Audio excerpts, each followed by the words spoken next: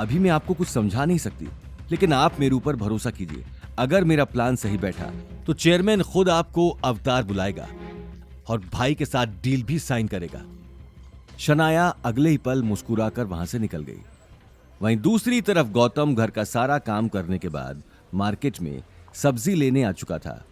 Market पहुंचते ही उसे अभिनव का कॉल आ गया। उसने अगले ही पल कार साइड में खड़ी कर दी और कॉल उठा लिया। Yes mister Abhinav. Sir sorry to disturb you, लेकिन यहाँ आपकी सिस्टर इन लॉ आई हुई है और आपसे बात करना चाहती है। मेरी सिस्टर इन लॉ? कौन है और क्या नाम है उसका? सर इनका नाम शनाया है और इन्हें आपसे बहुत जरूरी काम है। शनाया? गौतम अभिनव से पूरी बात जान लेता है कि शनाया ने ऑफिस में ये बात कही है कि मिस्टर राठौड़ उसकी बहन को पसंद करते हैं और उसे अपनी बहन से रिलेटेड कुछ अर्जेंट बात करनी है राठौड़ जी से। गौतम को समझ नहीं आ रहा था कि ये शनाया का कोई खेल है या उसे सच में कुछ पता चल गया है, पर वो वजह जानने का रिस्क नहीं ले सकता था। उसकी सच्चाई वो सही वक्त पर खुद अवनी को बताना चाहता था और आज सही वक्त बिल्कुल भी नहीं था। अचानक शनाया का नाम सुनकर गौतम सक पका चुका था। वहीं अभिनव मोबाइल पर छाए सन्नाटे से कुछ समझ नहीं पा रहा था। सर क्या मैं उन्हें आपका नंबर दे दूं? नहीं, उसे नंबर मत दीजिए। अगर कुछ जरूरी काम ही है तो मेरा मिलना ही ठीक रहेगा। आप एक काम कीजिए, उसे आज शाम 7:30 बजे कैफे शीश महल आने के लिए कह दीजिए। मैं यहाँ से जाते हुए उससे भी मिल लूंगा। Okay sir. अभिनव ने अगले ही पल कॉल काट दिया। वहीं कॉल कटते ही गौतम गहरी सोच में पड़ चुका था। उसे कहीं ना कहीं अपनी सच्चाई सभी के सामने आ जाने का डर था। वहीं गौतम से बात करके अभिनव ने मुस्कुराते हुए शनाया से कहा, सर ने आपको 7:30 बजे कैफे शीश महल आने को कहा है। वो शाम को वहीं से निकलेंगे तो आपसे भी मिल लेंगे। शनाया ने खुश होते हुए कहा, ठीक है, थैंक यू। शनाया ने अगले ही पल टेबल से अपना बैग उठा लिया और घड़ी में टाइम देखने लगी। उसके पास अब ज्यादा टाइम नहीं था और साथ ही उसका राठौड़ परिवार से पहला इंटरेक्शन होने जा रहा था।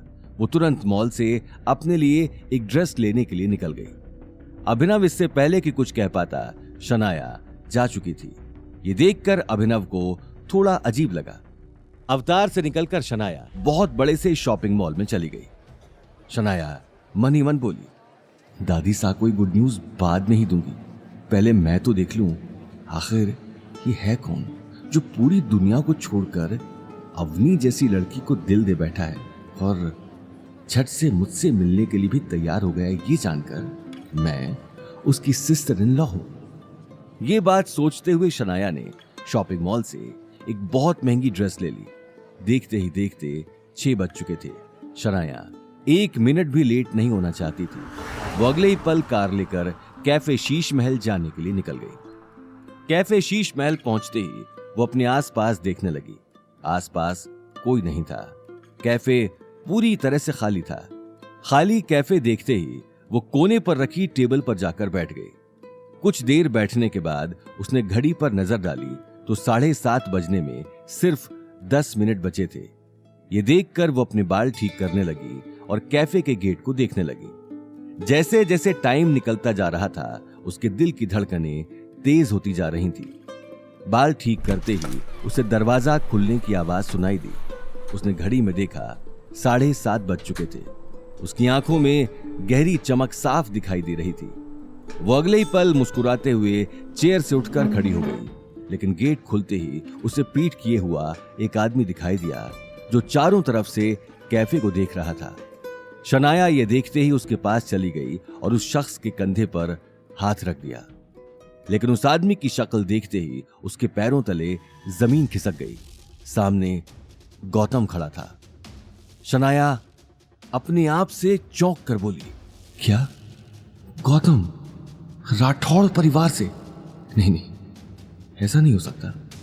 इस फटीचर आदमी की तो सुमेर पैलेस में झाड़ू लगाने की भी औकात नहीं है। ये कैसे? मैं भी क्या सोच रही हूं। वहीं दूसरी तरफ शनाया को हैरान देखकर गौतम को भी कुछ न कुछ गड़बड़ी का अंदाजा हो चुका था। आगे की कहानी जानने के लिए देखिए अगला एपिसोड सिर्फ पॉकेट एफएम के यूट्यूब चैनल पर और रॉयल वारिस के सारे एपिसोड्स को सुनने के लिए डिस्क्रिप्शन में दी लिंक से डाउनलोड करें पॉकेट एफएम ऐप।